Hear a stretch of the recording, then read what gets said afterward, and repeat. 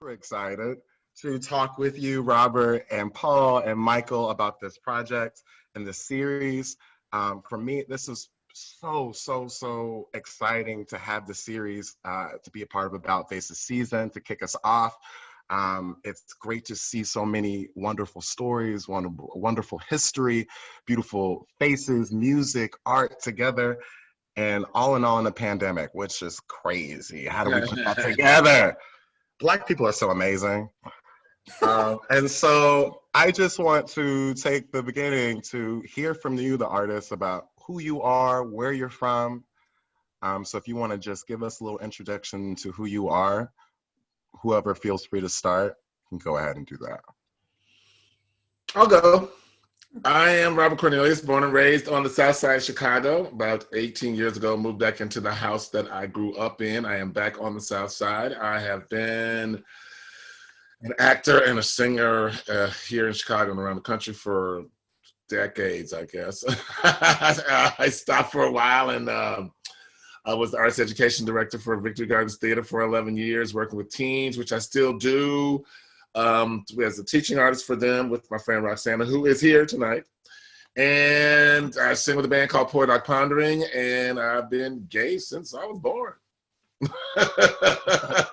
And I've been doing a lot of acting this lately. So. Oh my gosh, me too. Isn't it crazy? I'll go next. I'm Mikael Burke. I have the distinct pleasure of being the Associate Artistic Director here at About Face.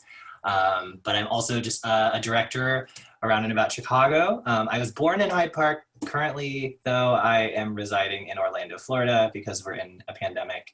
And I just came home, where I grew up. Well, where my family currently lives. I didn't grow up here in Orlando, but it's okay. I'm rambling.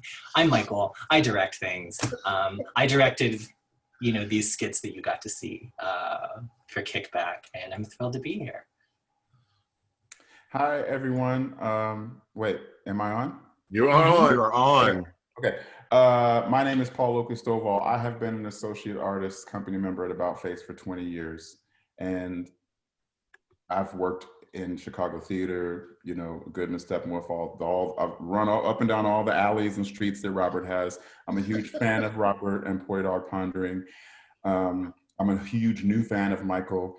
And in all my years in Chicago and in theater, I've never worked with two Black men on a piece like this. It is very moving to me to have done this.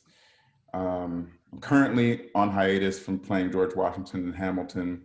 And I'm on this Zoom from Ireland, where I'm writing a piece about Frederick Douglass and his visit to Ireland, or his escape to Ireland when he fled the US after he wrote his autobiography and received the level of death threats that his mentors and advisors told him, you need to run. So it's 12:30 at night here, but I'm thrilled to be on and talk about this piece. It's very meaningful to me. Absolutely. And we're thrilled to have you, and the kudos for and thank you for being up at this time in Ireland chatting with us. This helps. He's got wine. It's all good. Wind down. And I just realized I didn't even introduce myself to everybody. People are wondering, who is this speaker? Hi, I'm Sheldon D. Brown. I am an artistic associate and also board member with About Face Theater, and also acting.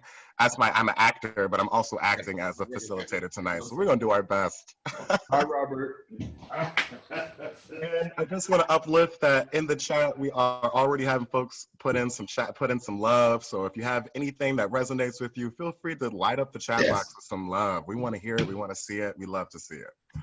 And so I can't say enough how beautiful this piece was. I watched it twice. I think it is something that is so important and so inspiring for me as a Black queer male artist, a person who is affected by artists, a person who is also in the midst of crazy anxiety and figuring out what to do with all of that.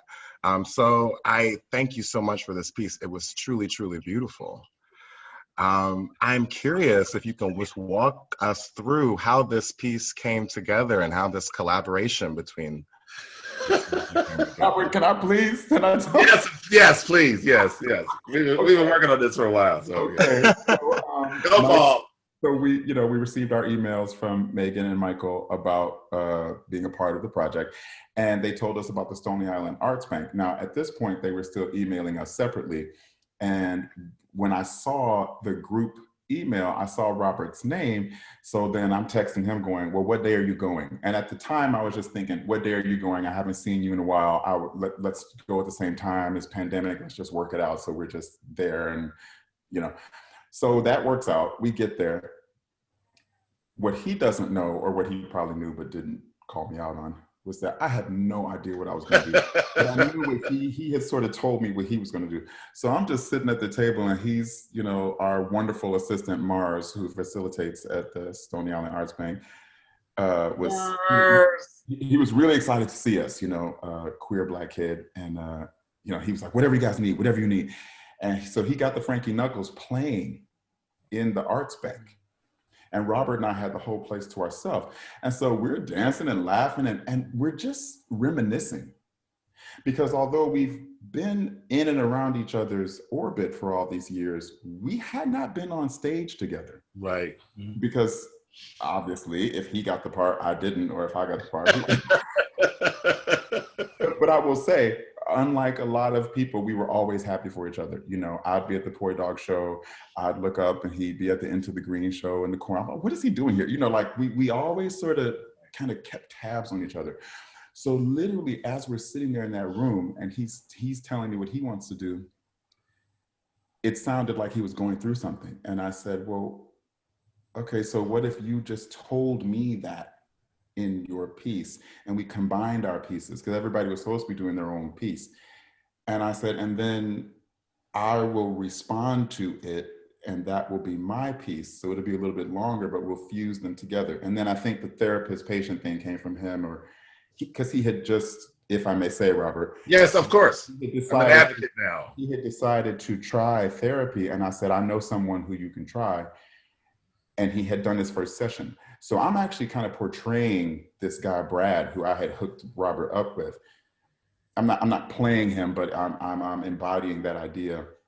So that was happening in real time in our lives, and that's how it all came together. It's so true. It was pretty organic. We were sitting at that table, and like with the music on, they had a lot of materials for us at the Stony Island Arts Bank as well. They had all the archives from Jet and Ebony, and I was talking about Ebony Fashion Fair, and we got all that stuff on the table. And we were looking, we'd send Mars, and Paul would task him with I'm looking for some information on this person. He'd come back with 5 pages in 10 minutes. We were there for 3.5 hours, and it went from just me telling us, regaling a story to get us going to all of a sudden, us, building a story around it. And basically, the gist of it is that, when this pandemic first hit, everybody was talking about how awful it was, and it's since 1918, and nobody was talking about the AIDS crisis. Everybody just skipped over that pandemic, you know what I mean? And it was so I made a post on Facebook, and I want to shout out to everybody that, that survived the last pandemic and those we've lost, because nobody was talking about it. And it was one of those things that really impacted me when I had my first crash, being at home. It was one of the things that impacted me most, is that people weren't really talking about it. And when this opportunity came up, it was, Paul's telling it exactly right. It was just, we were so happy to get to be in the same room and see each other and just catch up. And we were like, la la, kiki, but then when we started brainstorming, Paul was typing his face off while I was talking and freestyling, and I did the same thing for him. And so literally in the 3.5 hours, we're like, okay, we think we have an idea, and we gave ourselves 10 days to come up with a first draft, and all along the way we were talking to Michael, and keeping them in the loop to give them an idea of what we had, what the idea that we had. But the therapy thing came in, it was the perfect thing because of the PTSD and being triggered by this, it made perfect sense.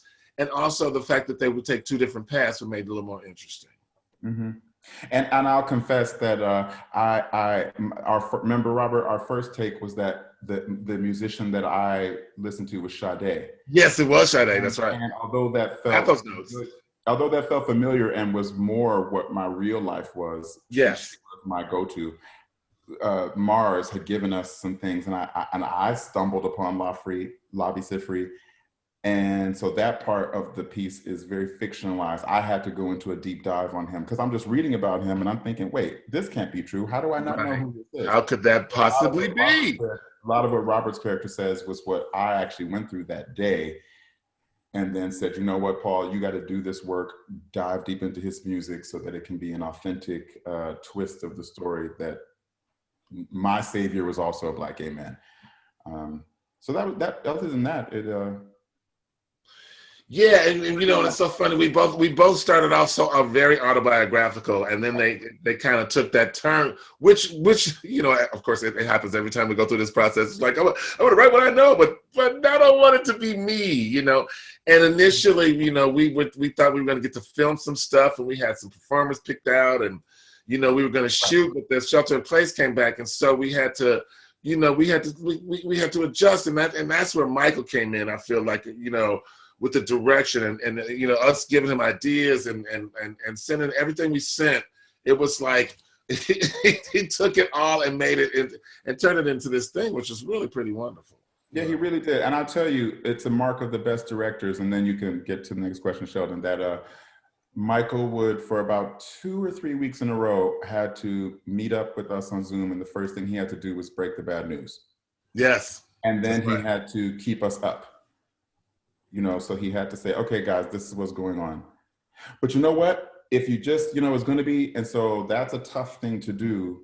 I fear that Robert and I have, again, we've been in the alleys and the side streets long enough that we were like, okay, we're good. We can figure it out. That's right. But it was still, it takes a good director to say, this is your new reality. And then we're gonna jam. This is your new reality. The new reality. New. It's just a matter of adjusting, is all. It's just a matter of adjusting. You say new, Michael. Yeah, we had about 10 news we did. Between the beginning of this process and where we ended up. You know, I'm curious.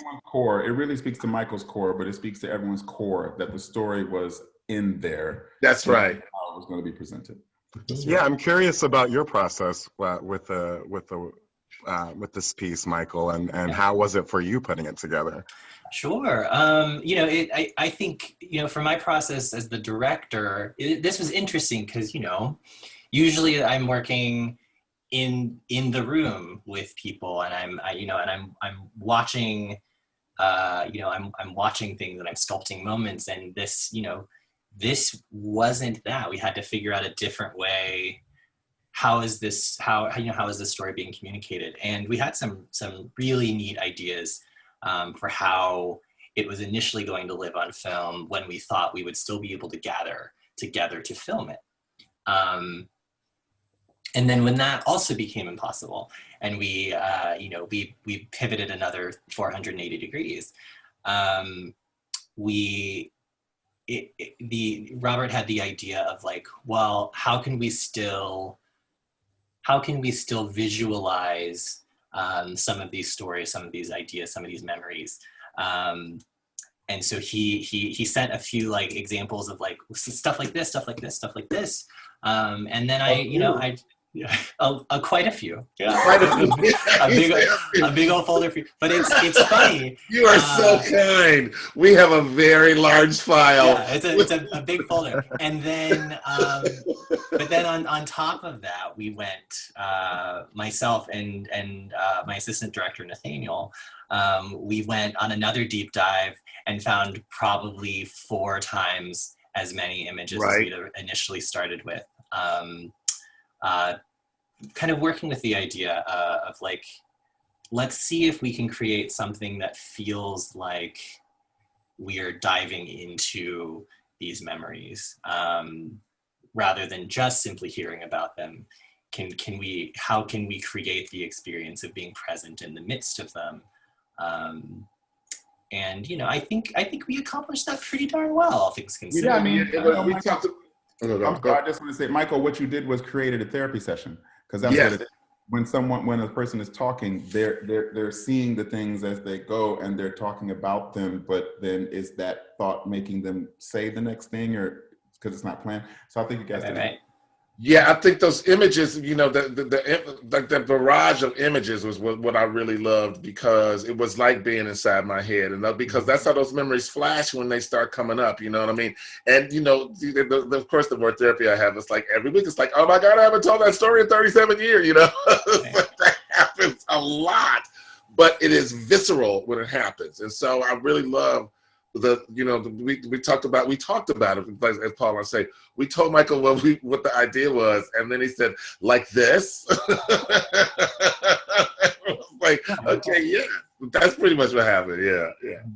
I have to second that. That absolutely, those images, and you know, particularly for me, the images of all of the designers.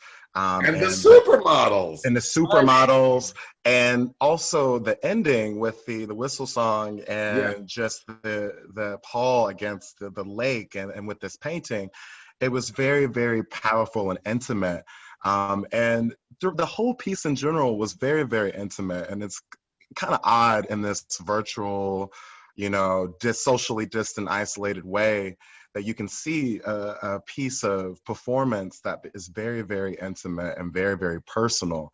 And so I am curious, and I'll save this question for you, and then I'll let the audience ask the questions as well. But was there anything that was surprising to you in the making of this, or anything that felt like you saw yourself, you know, in this piece as you're putting it together? Something, you know, what was the process, your personal process in creating this? I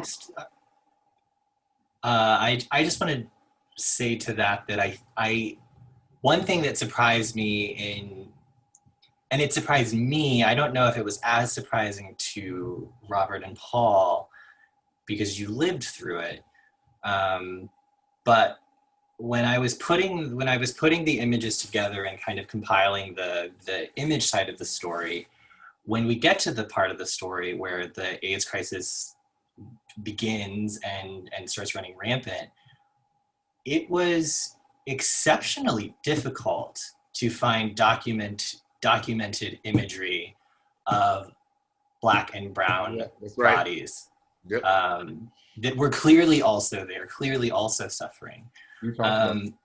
And I was very, I was surprised, I guess. And I even said something to you about it. You did. You were like, can we fix that? And right. It was, and we tried. We really did try. But within the resources that we had, that was much more difficult. There was just a wealth of images, right. of white suffering. But hardly any of Black suffering and anguish. And for, I guess I was surprised because, I'm thinking about how often and regularly we see Black trauma in every other instance of American life. I was just sort of shocked that, I guess shocked is more than surprised, that was so lacking, that we were so invisible in that storytelling. One of the autobiographical things in my piece is talking about that first test, that first HIV test, and actually Maria Mowbray, who knows about this story firsthand because she was there, and I was actually going to meet her when I got the pamphlet, but so but as a jumping off point, that was really helpful for me. And so what was so surprising is, and Paul and I talked about this too, is that we who went through all this stuff back then, and Paul's, let's be clear, Paul's younger than me and came into, came into the process when we met each other when all this was already happening, but we had so many friends in common, and like we said, down the same streets and alleys, we just been family forever. But what was interesting was like all the we never talk about it. we never talk about it. It's like we might talk about it on World AIDS Day. We have a friend, Cheryl, who like, posts a big memory thing, but it was so overwhelming, and we lived it every single day that once we all started moving on and doing our thing, it's like when we get together, that's not what we talk about. When we get together, it's like, it's like, oh, remember that time we took so-and-so, because the compartmentalization, all that stuff is real. All that stuff is true. And we had to shift from one thing to the other, and also keep that, keep the life, and what I love so much about how we built it is that everybody's got a different way to cope. And so Paul's character chooses a completely different path from my character. And so that, like I said, that jumping off point, like using something from that happened in real life, but then to develop the story, to choose which path that you go down, and Paul ended up doing kind of the same thing to end up where he was with this music, which I just think is so beautiful. And damn it, Labi Siffre, I'm so pissed about not knowing who this is. For my whole damn life, it's unbelievable. But so it was surprising to me how vivid the memories were and how visceral the feelings about it came when I was writing it. And I did a lot of this writing when it was really quiet in my house. When I woke up in the middle of the night, I could just be chill, and I'd write it, and I'd have to go back and it's like I sent Paul the first draft. He said, "Okay, it's a triple." I was like, damn it. So I was up every night. It's part of the process, but I was like, I feel that, and that's why I sent it. So it's like, I give you a few days and I'll check in. But it was nice to have somebody be in the process with me. Like, you sent me your draft, and it was like, oh, it makes so much more sense. The first time I read what you had written, and when we start sharing stuff, because they started to build on each other, and I feel like that was a really great part of the process for me. I just want to concur and agree with everything Michael and Robert just said. What they said were the things that surprised me too. I also just want to add in that one thing that I had particular fun with was on our filming days. We filmed via Zoom, but I would say 80% of what you saw was scripted, and the other 20% is just Robert and Paul kind of riffing their way through. But it was so exciting to see, even via Zoom, in the midst of all this, how easily they were able to embody these people enough to work off script and outside of script to find connection and common ground and threads through the piece as you looked at it, because it really was just like they said. There was Robert's piece and there was Paul's piece that were kind of two separate pieces, and they wove them together in the performing of it, which was really neat for me to witness. That we knew, but we knew better than to talk about it. Oh my God, it's so true.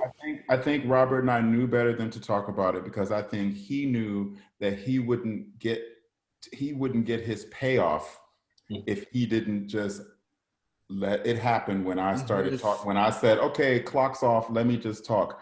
He knew he had to just, at that moment, okay, I just have to listen. And I knew that if I didn't sort of really take in his story and make that be the thing that made me want to talk about Labi, I wouldn't earn mine either. But we never talked about it. We never did. And even when you started asking the questions, it was like, it was so organic. You know what I mean? We never stopped. It was like, and it's funny, Michael. I didn't even know that you noticed that, because of course you had a script in front of you as well. Which is really like duh. But that is, we never talked about it, and and at the end it was like, we were like, oh, that was cool. trying to be like, It was really neat to watch. And I will also throw out that just because I also edited this piece, I found the pictures and put it all together. Bless It your heart. was so difficult to put the images in because it meant I couldn't watch Robert and Paul all the way through. Yeah. Just captivating stuff. Great work. I want to compliment Michael too on something else, if we can just keep on complimenting each other. Please. The whole section with me in the painting in the outdoor shoot, I did that with Daniel on a sort of, can you get here? I don't know what we're going to do. Bring your camera. I'm going to carry this painting outside and I live near the lake. We're just going to do this. It struck me that my first ego idea was, this is my character's chance to, I'm gonna get a music video moment. Yeah. But then when in Michael's first cut, he showed a lot of my character in the office part singing along, and it struck me, oh God, what you're seeing with me in the lake is Robert's character's, vision of it. Yes, that was me listening to it. It has nothing to do with me. He's listening to me sing, and he's fading off, and what he might see is me, but it's the thing he's seeing behind me. And so it was key for me as an actor to go, yeah, you know what? You may have a good idea sometimes, but it might not be what you think it was going to be. And you should embrace what the idea knows. So nice to have directors, and God knows what God's doing, and that is correct. Let the director take it and do it. It'll be fine. And that was such a beautiful moment, because I feel that we as a viewer got a chance to see you, and the idea of you, and something that was felt very vulnerable to the therapist. And for me, I have very few experiences with therapists, but never in a session have I heard my therapist say, actually, off the clock, I want to share a piece of me. And that was something that said a lot about the relationship that you two shared in that piece, that I thought was really, really beautiful, and that we don't often see between men and Black queer men at that. So that absolutely resonated and jazzed with me. Thank you for that. And I just want to make sure that we have some time to hear from everyone who got a chance to take a look at this piece. If you haven't, Michael has graciously put the link to view Frankie and Labi Saved Us. It's in the chat. I'll go ahead and copy and paste that again for those who want to get a chance to check out this piece and other pieces as well on the Kickback series. And this piece, I believe, is just streaming through this month. Am I correct in that? Tomorrow. Okay. So get on it. If you haven't seen it, get on it. One night only. That's right. Yes. We should do Dream Girls with all queer men. No, if we take it down a half, I'll be fine. I'll be fine playing Dina. I'm Laurel. Of course. But I want to open up the floor to anyone who has any questions of the artist team. If you want to come off of mute or off of your camera, feel free to do so to ask your question. You can also utilize the chat box as well and drop your questions there. I'll uplift those questions for you. Let's see your faces, beautiful people. Yes. It's so nice to see some familiar faces. And don't be shy. Questions, yes. Come on, guys. This is a talkative bunch anyway. They're just going to talk through the whole thing if you ask a question or not. Listen, they said they put me and Michael Turrentine interviewed me, Nathaniel, our assistant, and he asked us one question at the beginning, and we were like, "You're probably going to have to cut us off in 30 minutes." And like 35 minutes later, he's like, because we could, and Paul and I, we had that same situation. We could just talk like, I mean, the thing about it was, when we sat in that Stone Island Arts Bank, we talked like it was 25 years ago. We talked like we were backstage at a show. Yeah. And then no time had gone by. That's right. Actually, if while we're waiting on questions, I want to talk about Maria said she ain't going on camera. Hilarious. I know, I saw that. Just this idea of mental health in Black gay men. Yes. Particularly what's going on today, how, you touched on it, Robert, and Michael touched on it with the difficulty to find images from the early onset of the AIDS crisis and throughout. We hear on the news every day how COVID is disproportionately, that's a new word that it's not a new word, but they're using it so often. It's disproportionately affecting communities of color. We hear that constantly. They don't show it. You don't see it. That's right. They don't address what to do about it, but they sure like to say it. And that is where mental health issues come in, because we suffer in silence because we feel like we're screaming into a void. That's right. It was just nice to, when Michael talked about the 20% of the piece that was so organically driven, it was nice to just, that 20% was where Robert and Michael, because he was there on the Zoom. Right. We were just working it out. We were just like, oh, I actually have somebody to talk to. Oh, right. Good. So it was nice to be able to shout into that void, and it didn't feel like a void. It felt like something was bouncing back. And it's like we had this opportunity a couple of years ago when I did a show Taliban. It was like, just being around Black queer men, and not having to, and having this shorthand. And even like when we went in and when Mars was there, it's just, it's something about, it's a freedom, because we can just get to the story. We don't, it's the same thing. It's the same thing that I talk about when I'm talking to Brad. It's like, because he is a Black man, there is like a shorthand, if I could say so. We was at this thing. It's like, there's a nod, so I don't have to spend 15 minutes of my session trying to explain what that was like to somebody that wasn't there at at the big, at the old school house party on the beach. Don't you remember, Robert, when Mars first came through the room? Me and you went like this. I know, he had a little harness to keep his back. Remember, he had a harness to keep his back straight. I thought that harness was for something else, and me and you about that. It was day wear that day, though, Paul. He came in with his leather harness day wear. He was like, "Oh no, I have back problems." I got back problems. We're like, "Okay, you must," but you heard we were coming, though. I want to take something that Paul talked about with the mental health and the relationship that not only Black queer people, Black men, Black people in general, our relationship with mental health, our relationship with health is a very it's very fraught. There's a lack of trust that we have in our healthcare industry and the services we receive from the limited services or accessibilities we get from health facilities, from our government. I'm wondering if that played a role in creating this piece, because what was so beautiful is how much your characters trusted each other to be able to open up about so many intimate things about themselves. And I'm wondering what created that. What's interesting for me, in a setup where we had set up that it was his first session too. Right.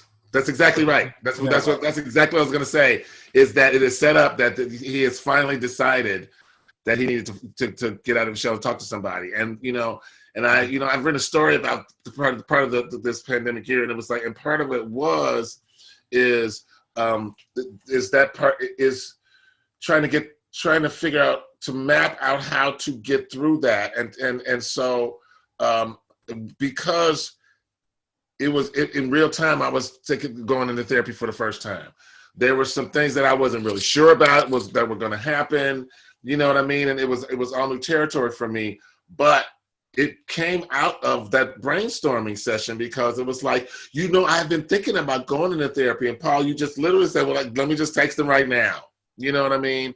And that's what I needed, because I could go on, I could like go through my, like have somebody recommended, and then have to sit, like I said, have to sit and talk to somebody and explain the Black experience, the gay experience, whatever, before we can start talking about me, Right.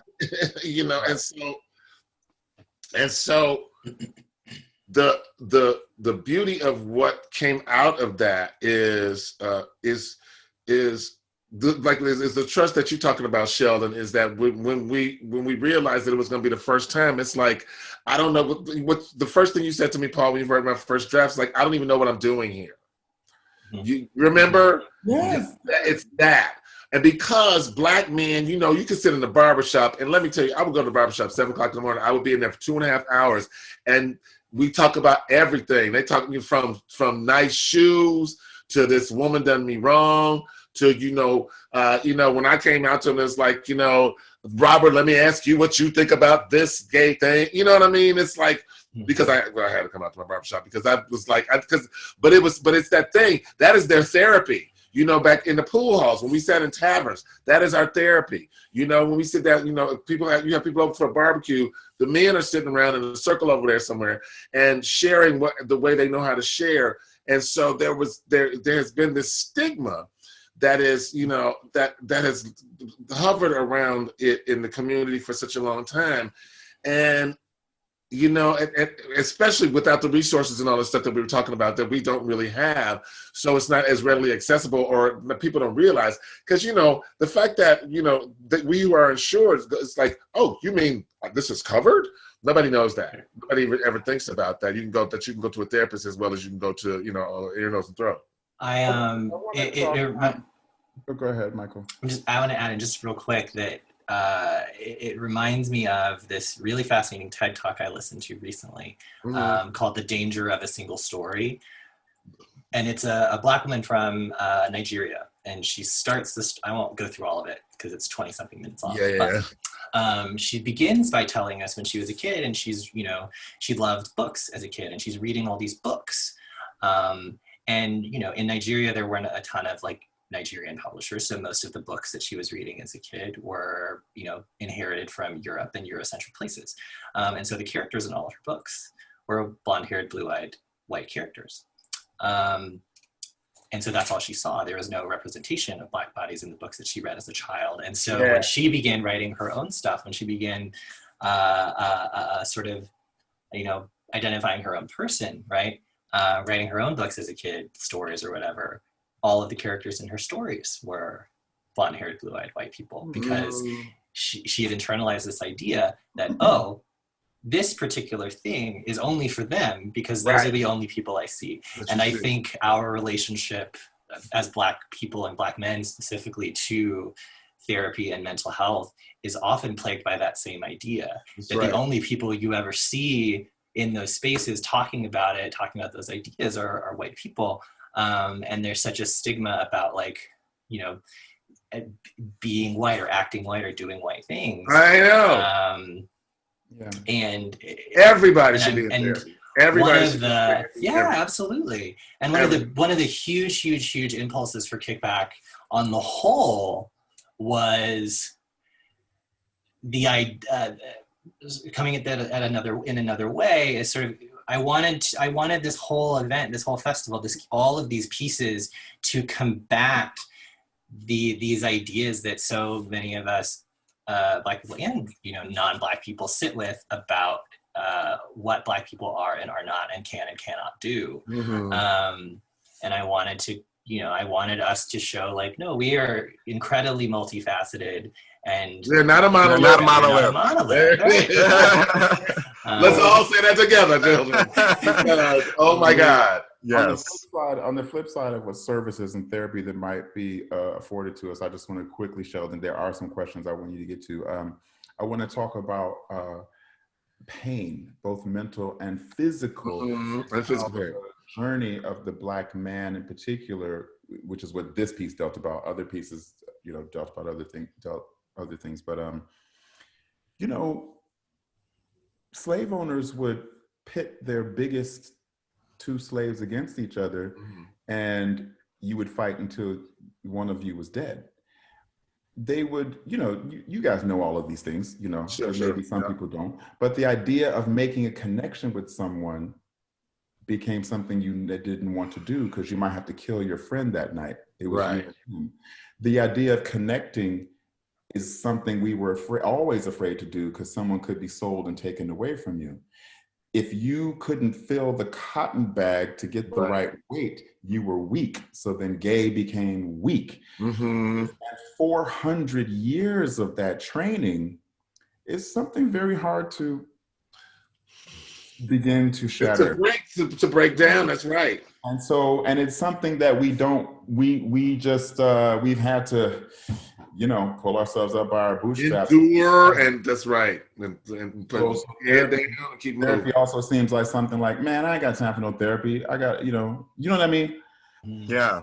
I mean, I think there's something that goes along with the least of us thinking that our mental health or our healthcare in general is a luxury and not a necessity and not a right. Right. Yeah. Right. Exactly. Why are you going to a therapist? What's wrong with you? Right. Well, if you really want me to tell you, it's that thing. Yeah. Okay. I wanted to uplift what we got in the chat box, Dan, with an observation. In the earliest years of AIDS crisis, the only people of color who were even mentioned were Haitians. The whole conversation, when there even was any, was very compartmentalized, kind of like the conversations of COVID now. Right. And I have a question from Maria Malbray with it. Do you all have plans to expand this piece in the future? Or where's Megan? Michael, Megan, someone to talk about that? Yeah, look, there's Megan. Here's the spot, Megan. I'm putting you on it. We totally want to. Michael, you can tell the story about when we were on like the 10th version, and we were like, maybe we can do it a different way when we can do it a different way. Right. Yeah. We one of the thoughts we had was like kind of mourning the fact that I have to go back to the beginning. Yes, we have been planning Kickback for almost 2 years. Initially it was all going to be in person. We were going to be in the Stony Island Arts Bank with these small pieces, kind of occupying the space site specifically so that audience members could both explore the Arts Bank itself, make contact with the galleries and the archives there as they encountered these pieces about Black lives, kind of with the resources that they had. Right, exactly. And kind of in a promenade style, a la like Sleep No More, except Black and queer and awesome. And it was gonna be really great. And then of course, this year happened, or last year, I guess now. And so we had to adapt. But that we then had the conversation though of like, man, I'm sad that we can't do the thing that we wanted to do. Hopefully one of these days we'll get to revisit and bring these things to life in space, in person with one another, the way that we'd all originally intended. And so we've had talks. There are whisperings in the wings about this possibly having another life, a longer life. So we'll see. Woohoo! We're keeping our fingers crossed, definitely hoping that just to sing what someone said earlier, his stories. Just like just jumping in, like piggybacking a little bit on what Michael was talking about, is like the ideas we had. We talked about how we had to keep like the new version and the new version and the new version. It's like when Paul and I first started, we were writing it for the stage. I mean, we finally had an epiphany. Oh my God, we can't do it. Remember, Paul, we can't do this. And so we had those ideas in our heads already somehow, and it would be wonderful if we had the opportunity to expand it, because because of those images, just all those images, even, just having that in a part of it is like, or like just like, Paul, like you're talking about Paul on the beach with the painting and the music, all those sorts of stuff, all those sorts of things are really visceral in this, if you're in the same space, and that's what we were thinking about when we were writing it, and so it would be nice to try to translate that. And casting actors as younger versions of ourselves. Yes, that is also true. Michael Turntime was going to play me. Hi, I'm Sheldon Brown. Oh, Sheldon, you can play a younger me. Currently unemployed. Well, it's really beautiful that you said that, because I really did relate to your character a lot. you know, kind of being kind of the scene, but not in the scene, and kind of the spectator role that you play, and the conversations you have with yourself about your involvement and what's happening in the world around you. I think that was something that really, really struck me when I listened to it. I have a question. The Frankie Knuckles and the Labi Siffre, those seem like two major artists that influence this work and influence the characters in this work. And I'm curious from the both of you, or in Mikael included, what artists, whether they be a Black artist or a queer artist, was really inspirational to your journey of queerdom, of acceptance, of embracing yourself? Oh, mine was Frankie.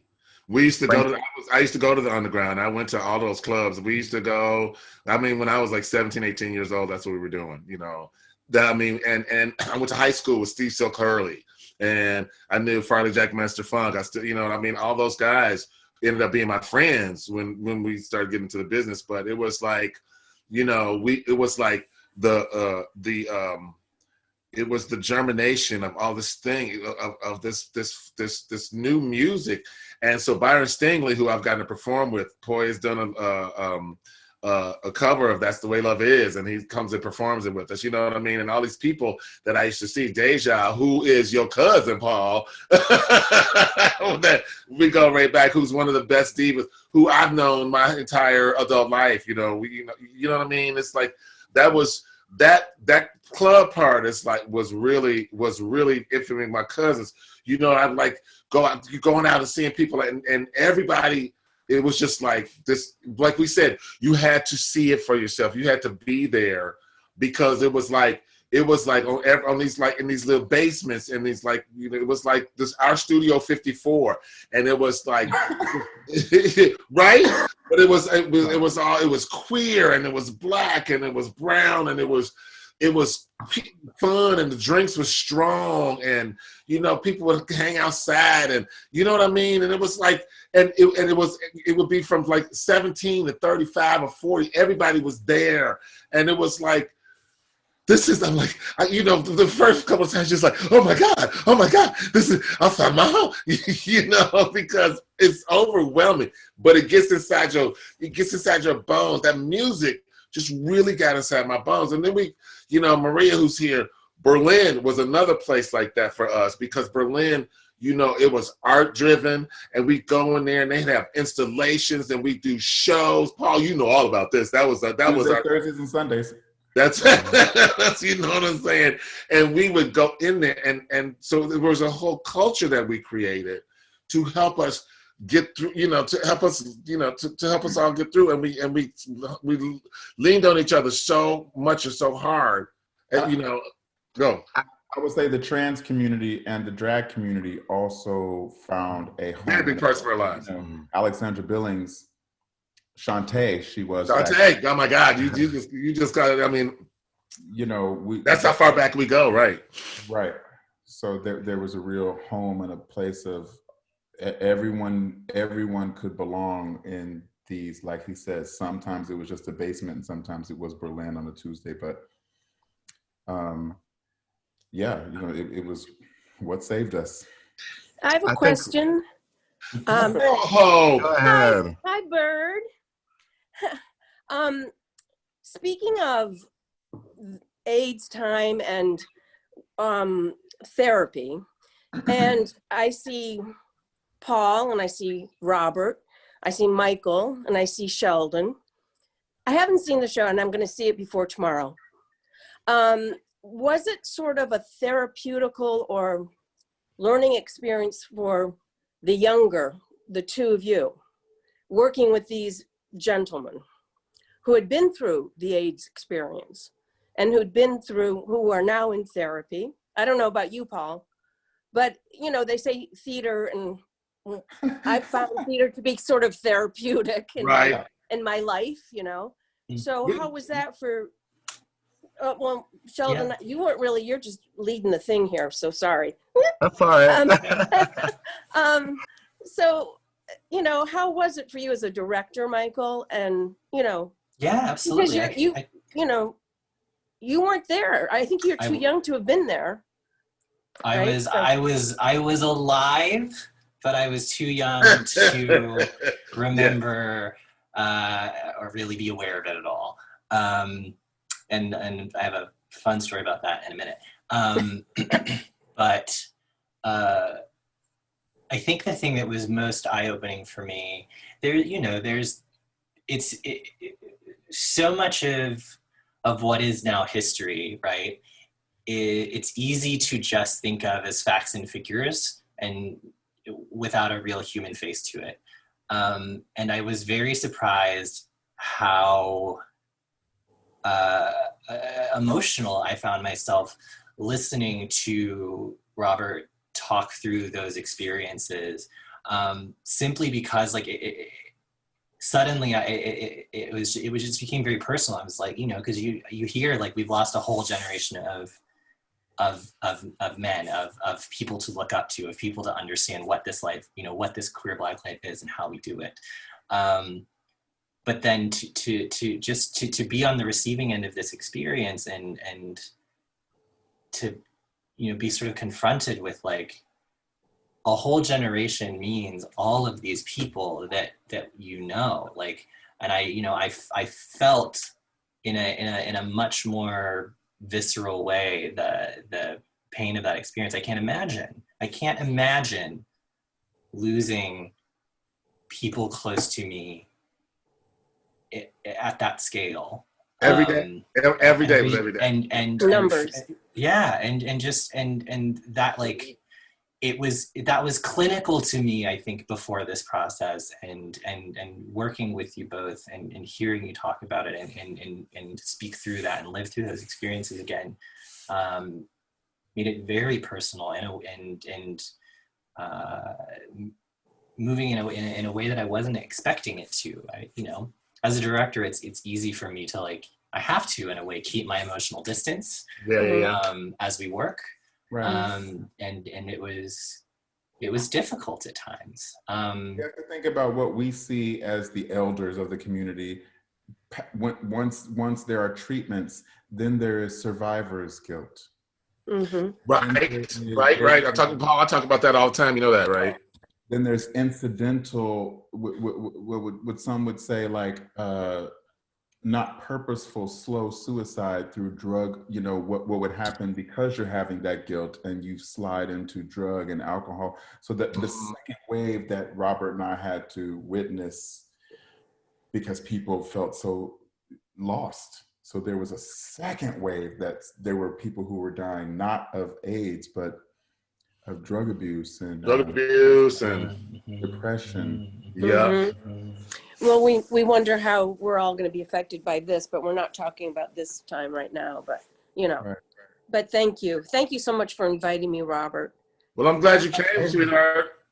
Good to see you. Good to see you. Damn it.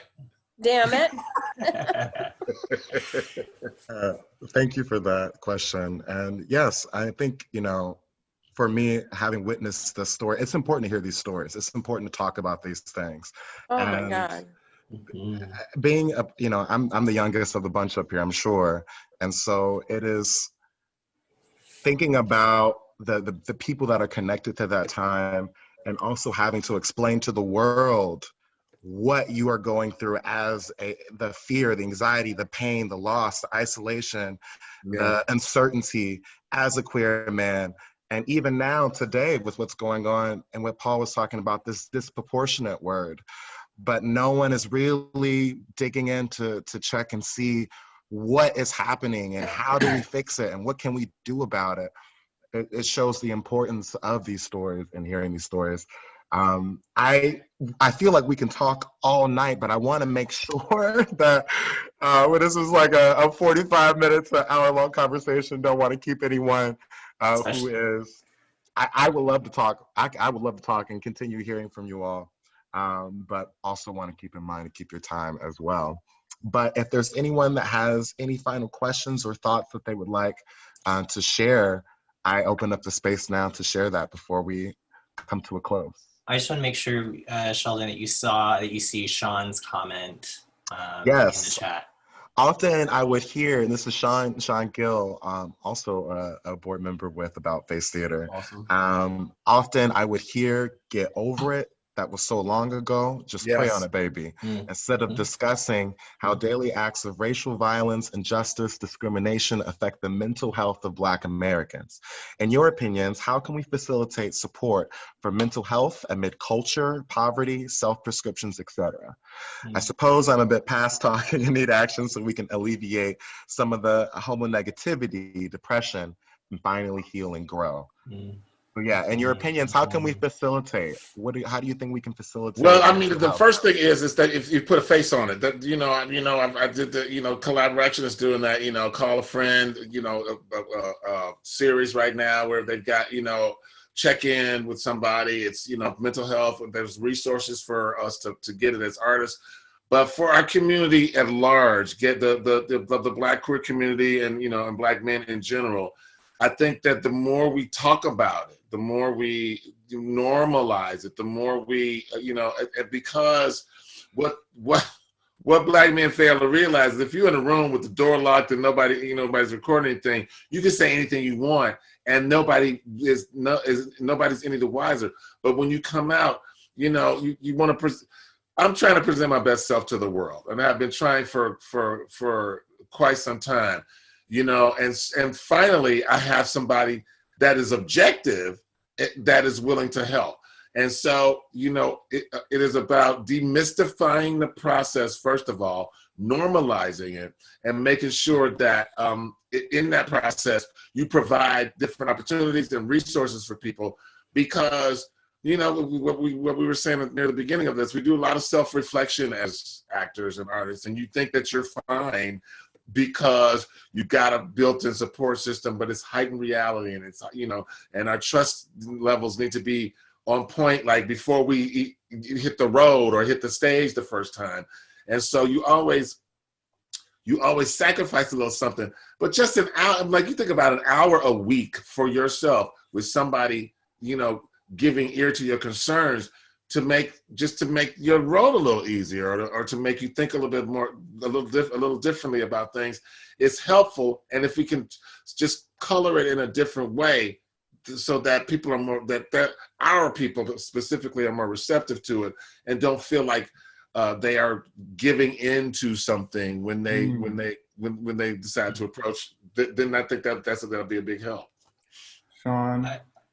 I would also add representation to that, having some Black therapists and Black queer therapists. Well, the fact that I have a Black therapist is why I'm doing it. Because the thing that helped me about Sheldon is I was like, I don't want to have to sit for the first 2 weeks and be like, so when I was 13 and Black, and then when I was 16 and Black and trying to come out Black, half the hour is like, so what we did was when we went to this thing, I don't know if y'all went through that. You know what I mean? Right. You know they didn't. So you. Yeah, I know they did. So I want to do something kind of radical. Michael, Sheldon, Robert, and Sean, I want to propose something because you gave me an idea, Sean. I want to propose. You talked about action, right? Yeah. Okay. Let's read some things together. Let's read, listen, Yeah. all the white ladies, no offense white ladies, but all the white ladies read the Oprah's book club, and Oprah and then they get their life on that. Why don't we read James Baldwin together? Yes. I would love that. Go Tell It on the Mountain. And then let's all talk about it. But you know what? Some people can't afford therapy just yet, or some people just aren't at that place. But you know what we can do?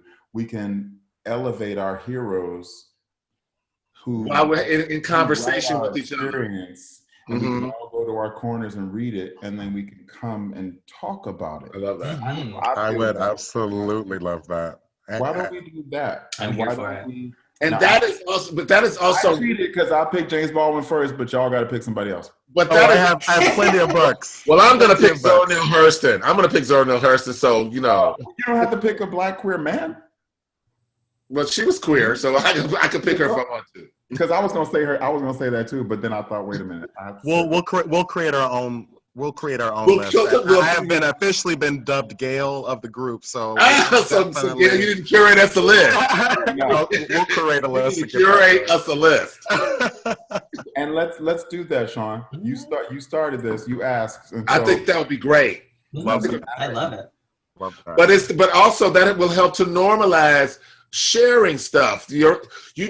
Talking of, like, especially even like black high school book kids that I have, it's like, but I want to know how you feel about this thing, and it's like, well, I feel like when she comes in, I'm, like, I know that's a synopsis, but how does that make you feel? It's hard to eke that out of somebody when it's not a normal part of their everyday life, Paul. So you know what I'm saying? So what you're suggesting is even talking about, critical thought, because they don't teach you a lot of that, especially in the high schools that we, as teaching artists go in. Ain't nobody reading Go Tell It on the Mountain. No, they're not. So, but that's our what's the Holden Caulfield? What's the Catch-22? I mean, no. Right.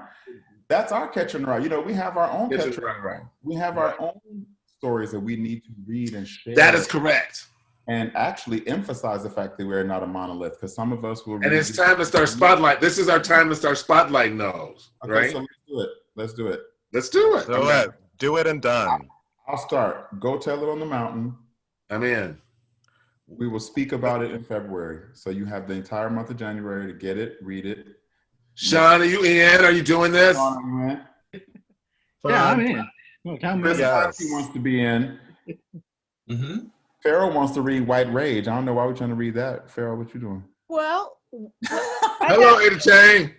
Look at you, Farrell. Mm-hmm. I have that one too. I have. I got that. Yeah, This is. I mean, I don't want to read Oprah's. I don't know. Maybe I do want to read her book list. You don't. I don't. Well, I want to read fiction. We're curating our own. We're curating our own. Yes, Oprah was just the inspiration. We have our own Gail and Sheldon D. Brown right here. Oh, I'm sorry, Farrell. Yeah, I was unclear. Yeah. Oh, no, I'm not in on it. No, I'm just saying we weren't trying to actually do Oprah. I was just using her as an example. As an example. Yeah, no, sorry about that. Yeah. No. All right. Farrell's elevated. Farrell's elevated, children. Pay attention. You can certainly read whatever book we choose, but we're trying to choose fiction, Black, queer. I was leaning male, but I think we're opening it up to female, queer as well. Absolutely. So, Okay. Because Megan Carter would be like, I am. Zara Baker will be like, excuse me. So I'm going to pick Go Tell It on the Mountain by James. Okay, I'm done. I'm down. I already have the book. I'm ready to have the book. I'll read something. It'll be good. I just have to go into my den because I got it too. I mean, I'll read it again. Yeah, me too. I'm reading it again. I'm so happy to talk to you and see you. I love you, baby. I love you too. Robert, Paul, Michael, thank you so much for this conversation and this beautiful piece and sharing it with all of us. It was an absolute pleasure and joy. Thank you. Well, thanks. Thank you. This is fun. We told you you were going to have to shut us up. We can go. Well, hey, we actually started a little bit late anyway, so it went on. It worked out great. It worked out great. I feel better. Yes. You all do have until tomorrow to share this with your friends. Tell your friends, Your enemies too. Let them know. Right. They'll be healed. You can tell your enemies so you can school them, right? Right, exactly. Give them some learning in 2021, please, everyone. So you have until tomorrow. Share this on the Instagram, the Facebooks, the internet webs, the text messages. And thank you all for being here. And thank you all for tuning in. Thanks, everybody. Thanks for coming, everybody. That's really sweet. It's nice. It's nice to hear feedback about this thing that we put out into the world. And it's nice for me, Paul, to talk about with you how we came to this thing. That's really, it's been a treat to do this. And where we're going. They play love letters. What a character to say. It's going to be the Black queer love letters. We're going to sit across the stage. Like, hey, I got you. Oh my God. Let's do it. You know what? That should be the first thing we do as a fundraiser. You and me doing love letters. Having our say, but that's right. Hey, I'm down. That's an auction piece right there. I'm sure plenty of people will pay a lot of money for that. Oh my God, it'd be fabulous. Of course, Paul had to use a lot of age makeup because he's so young, but but whatever. You guys are the best. You guys are the best. Thank y'all. Yes. Well, thanks. Oh, Michael, it's so good to see you. I can't wait to get home and I can hug you. Yeah. We back soon. Get your shots. Right. And bring your ass home. And I love this idea of the book group. I actually have some books here. Go Tell It on the Mountain. We can do the whole James Baldwin series. Oh my God, just above my head is my favorite. We can feed it through About Face. Like Megan, Yes. we can sort of advertise if you want to be a part of this through About Face. I love it. So that people don't feel like, well, that's not for me. We can say this is just the particular writers we're focusing on, but everyone, of course, should read them. That's exactly right. Will just be led by Sheldon, but everyone should be reading these books. Everyone should. Yes. Absolutely. Audre Lorde, everybody should be. So let's do it. All right, Sheldon, it's on you. But I did. Look at it. He's like, okay, Sheldon. Boop. I picked the first book, but I think Sheldon could sort of shape what the thing is. Facilitate, curate. Yeah, I agree. Have a different Zoom about and what the conversation's about. And what the conversation's about, right? Yeah. I mean, well, we already know the conversations just flow. So, know. Right. All right. So it'll be easy. That'll be easy. But I'll definitely get that together and send you all email. I love it. Link up. I'll love that. Thanks, y'all. Paul, it's late where you are. Thank you for staying up with us. I miss you. I miss you guys too. I don't know. How's it going? It's going well. It's going well. Carry on, leprechauns. Okay. Go to bed. Love you, Sheldon. That little chainmail little top you have on in that picture, you need to cut that out. I appreciate that love. I appreciate that love. Well, you are my family. You are my nephew. You need to cut that out. Okay, let's go put that on. I'm gonna put that in the universe because I was like, I'll put the bars up. Yeah. I'll put the black bar up. All right, y'all. Love you all. Thank you so much. Thank you so much. Cheers, cheers, cheers. I'll talk to y'all soon. Good seeing you, Sean. Peace. Beautiful job. Thank you. Thanks, Megan. Cheers. See you soon. Cheers. Bye. Just want to say hi, Megan. Great job. Thanks for inviting me to do this. I've loved it. Absolutely. Oh my God. And, You're amazing. What just Paul amazing. Like you brought the energy, you brought the focus, you just kind of let it go. It was just brilliant. Absolutely brilliant. Well, it's so incredibly easy. But I loved Paul's idea about the book